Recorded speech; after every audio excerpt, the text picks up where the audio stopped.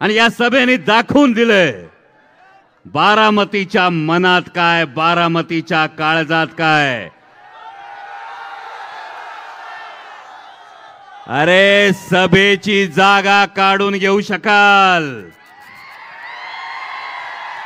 सत्तेच्या जोरावर सभेची जागा काढून घेऊ शकाल, बारामतीच्या काळजातली जागा कुणाला आहे हे ही गर्दी दाखवून देतीये।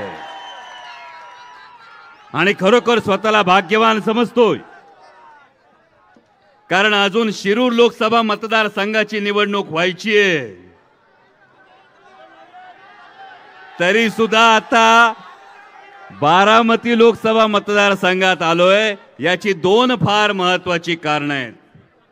एक महत्वाचं कारण म्हणजे आपण कोणासाठी प्रचार करतोय हे फार महत्वाचं आहे। कारण ज्या आमच्या नेत्या सुप्रियाताई सुळे संसदेत उभ्या राहून जेव्हा बारामती लोकसभा मतदारसंघाचे प्रश्न मांडतात, महाराष्ट्राचे प्रश्न मांडतात, देशाचे प्रश्न मांडतात, तेव्हा देशाच्या पंतप्रधानांपासून विरोधी पक्षातल्या प्रत्येक खासदाराला कान देऊन ऐकावं लागतं, बारकाईनं लक्ष द्यावं लागतं। अशा उमेदवाराच्या प्रचारासाठी आलोय आणि मी स्वतःला खरंच भाग्यवान समजतो की अशा उमेदवाराच्या प्रचाराला येण्याचं भाग्य, सुप्रियाताईंच्या प्रचाराला येण्याचं भाग्य मिळालं। आणि तुम्ही इतके भाग्यवान खरं तर मतदार आहात। गेल्या 3 टर्म सातत्यानं तुम्ही सुप्रियाताईंच्या पाठीमागे जो आशीर्वाद उभा करता आहात, ही ती महाराष्ट्राची लेक आहे, ही ती जिजाऊंची लेक आहे, ही ती सावित्रीबाईंची लेक आहे, ही ती अहिल्याबाईंची लेक आहे, जी संसदेत बोलायला उभी राहिल्यानंतर अख्ख्या महाराष्ट्राला अभिमान वाटतो की ही महाराष्ट्राची लेक आहे। आणि त्या ताईंच्या प्रचाराला यायला मिळतंय, खरोखर मी भाग्य समजतो। आणि दुसरं फार महत्वाचं गोष्ट बघा, आदरणीय शरदचंद्रजी पवार हा हात जेव्हा डोक्यावर असतो तेव्हा फरक काय पडतो तो बघा। शिरूर लोकसभा मतदारसंघात माझ्यासारख्या एका शेतकऱ्याच्या पोराला पाडण्याचं आव्हान देणारे राष्ट्रीय अध्यक्ष अजून बारामतीतून बाहेर पडू शकले नाहीत। आणि आदरणीय पवार साहेबांच्या आशीर्वादानं माझ्यासारखा एका सर्वसामान्य कुटुंबातला कार्यकर्ता सातारा झालं, माढा झालं, कोल्हापूर झालं, बारामती झालं, नगर झालं, मावळ झालं, सगळीकडे मैदान घुमवू शकतो। याचं कारण, हे कारण जेव्हा तुम्हाला माहिती आहे, ही ताकद आहे, या 6 नावांमध्ये ही ताकद आहे। आणि जेव्हा हे आव्हान दिलं गेलं, बारामतीमधून अनेक सभांचं मी खरं तर ऐकलंय आणि हे सगळं ऐकल्यानंतर अनेकांना फोन जातात, अनेकांना वेगवेगळी विधानं होतात। प्रामाणिकपणे सांगतो, कारण ही निवडणूक फक्त 2 उमेदवारांची, फक्त 2 पक्षांची निवडणूक राहिली नाही, ही देशाची निवडणूक झाली आहे। आणि जे बारामतीमध्ये स्पष्टपणे दिसून येतंय की सर्वसामान्य जनतेनं ही निवडणूक हाती घेतली आहे। त्यानंतर जर कुणाला फोन आलाच, तुला सांगितलं नाही एकदा, विनम्रपणे सांगा, हाच दम खतांच्या किमती कमी करण्यासाठी द्या, हाच दम दुधाला भाव मिळण्यासाठी द्या, हाच दम कांद्यावर 40% निर्यात शुल्क लादलंय त्यासाठी द्या। कारण 27 जून पूर्वीचा एक नेता अजून आमच्या स्मरणात आहे, 27 जून पूर्वीचा नेता अजून आमच्या स्मरणात आहे। पण आज बारामतीमध्ये आल्यानंतर बघितलं, खरं तर मला असं वाटलं होतं की अनेक नेत्यांचे फोटो बापू खरं तर फ्लेक्सवर असतील, पण मी 2दा मान वळून बघितलं, नक्की राजकारणाचा, निवडणुकीचा प्रचार सभेचा फ्लेक्स लागलाय की सिर्फ हम तुम सिनेमाचं पोस्टर लागलंय। सिर्फ हम तुम हा जो एक प्रॉब्लेम झालाय। आणि मग मनात प्रश्न पडला की ज्या पंतप्रधानांना पुन्हा पंतप्रधान करण्यासाठी हा सगळा अट्टाहास सुरू आहे, ज्या पंतप्रधानांच्या नावावर मतं मागितली जातात, मग बारामतीमध्ये वेगळं पोस्टर, खडकवासल्यात वेगळं पोस्टर, अशी जर परिस्थिती असेल तर प्रचारातच एक वाक्यता नाही म्हटल्यानंतर नेमका मतदारांनी विश्वास कशावर ठेवायचा? त्या दिवशी माननीय पंतप्रधान येऊन गेले. जेव्हा पंतप्रधान येऊन गेले, पंतप्रधानांनी आदरणीय पवार साहेबांचा उल्लेख केला, अस्वस्थ आत्मा म्हणून उल्लेख केला, भटकती आत्मा म्हणून उल्लेख केला. आज अभिमानानं सांगू इच्छितो माननीय पंतप्रधानांना नम्रपणे की होय, शरदचंद्र पवार महाराष्ट्राचा आत्मा आहे. होय, आदरणीय पवार साहेब या युवकांचा आत्मसन्मान आहेत. होय, आदरणीय पवार साहेब ज्या माता भगिनींना 33% स्थानिक स्वराज्य संस्थांमध्ये आरक्षण दिलं, 11% संरक्षण दलात आरक्षण दिलं, त्या प्रत्येक माता भगिनीचा आत्माभिमान आहेत. आणि कदाचित माननीय पंतप्रधानांना पुन्हा पंतप्रधान करण्यासाठी जे लोक कारण महत्वाचं असं आहे की भगवद्गीतेतला एक श्लोक ते आदरणीय पवार साहेबांना आत्मा म्हणताना विसरून गेले.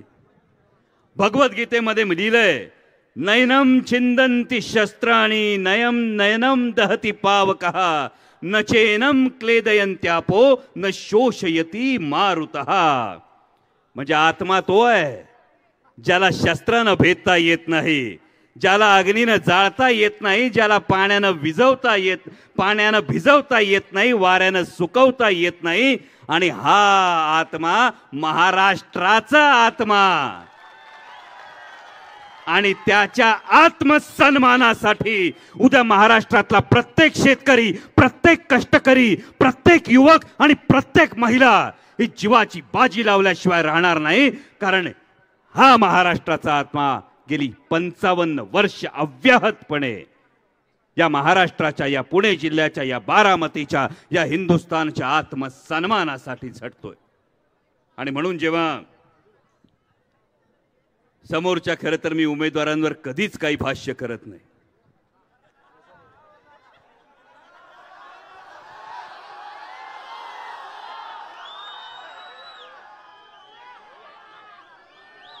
अहो लई फटके खाल्लेत खरं सांगतो.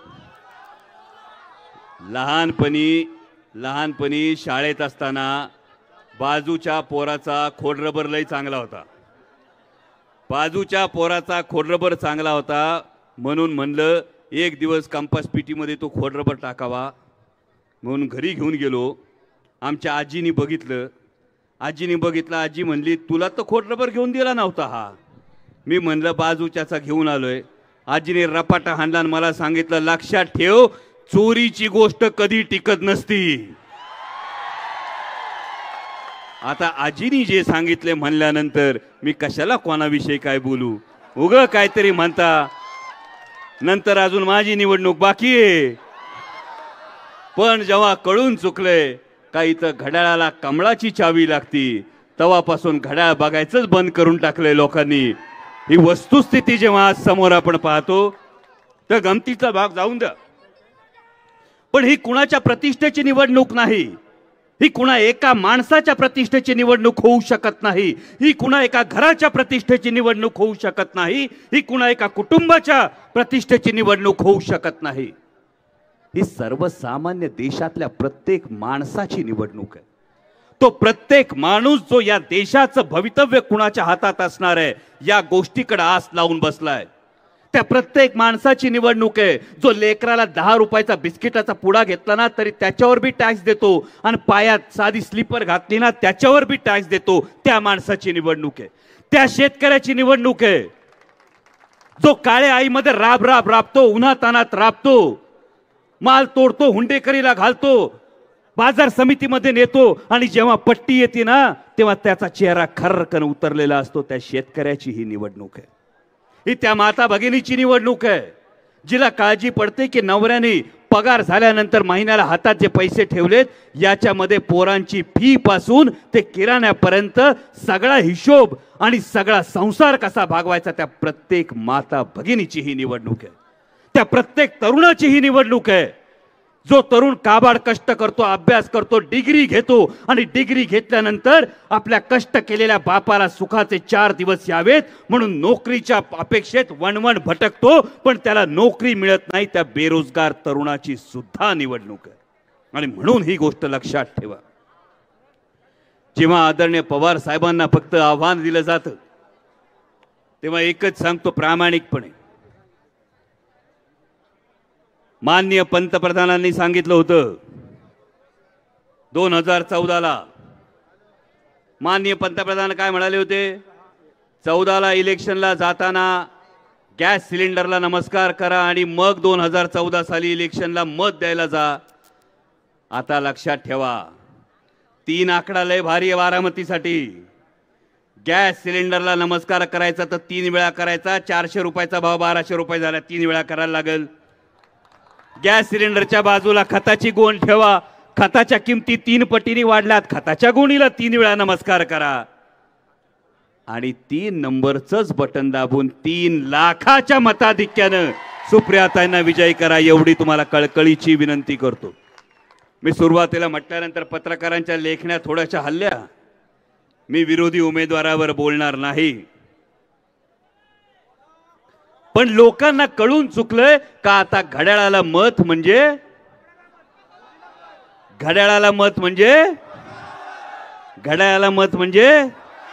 आणि मग भाजपला मोदीला मत कसं द्यायचं हा प्रश्न निर्माण होतो। जर शेतकऱ्याची लेकरं असाल तर आठवा वर्षभर दिल्लीच्या सीमांवर आंदोलन करत असणारे शेतकरी, याच देशानं नारा दिला होता जय जवान जय किसानचा।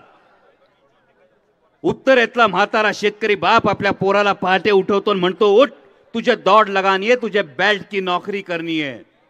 त्याचा सैन्यात भरती झालेला पोरगा -डिग्री मध्ये सियाचीन मध्ये देशाच्या सीमांचं रक्षण करत होता आणि त्याचा 70 वर्षांचा म्हातारा बाप, त्याचा 70 वर्षांचा म्हातारा शेतकरी बाप त्याच्या न्याय हक्कांसाठी दिल्लीच्या सीमांवर आंदोलन करत होता। पोरगा देशाच्या सीमांचं रक्षण करतोय, बाप मात्र स्वतःच्या न्याय हक्कांसाठी आंदोलन करतोय आणि त्या आंदोलन करणाऱ्या बापाच्या नशिबात काय होतं, पाण्याचे फवारे, अश्रुधुराच्या नळकांड्या, तारेचं कुंपण का लाठ्यांचे प्रहार, हे चित्र कधी विसरू नका। हेच आंदोलन करत असणाऱ्या शेतकऱ्यांच्या अंगावरून भारतीय जनता पक्षाच्या मंत्र्याच्या पोरानं निर्घुणपणे गाडी घातली, 7 शेतकऱ्यांचा जीव गेला। स्वतःला शेतकऱ्याची लेकरं म्हणवत असाल तर हे चित्र विसरू नका। आज जर ते जात्यात असतील तर आपण सुपात आहोत, ही गोष्ट लक्षात ठेवा। आणि म्हणून हे मत देत असताना प्रत्येक शेतकऱ्याचा हात थरथरणार आहे, हा शेतकऱ्याचा हात थरथरणारे मत देत असताना। आणि म्हणूनच जे म्हटलो आपण मान्य करून घ्या, बारामतीकरांनी डोक्यात साठवून घ्या,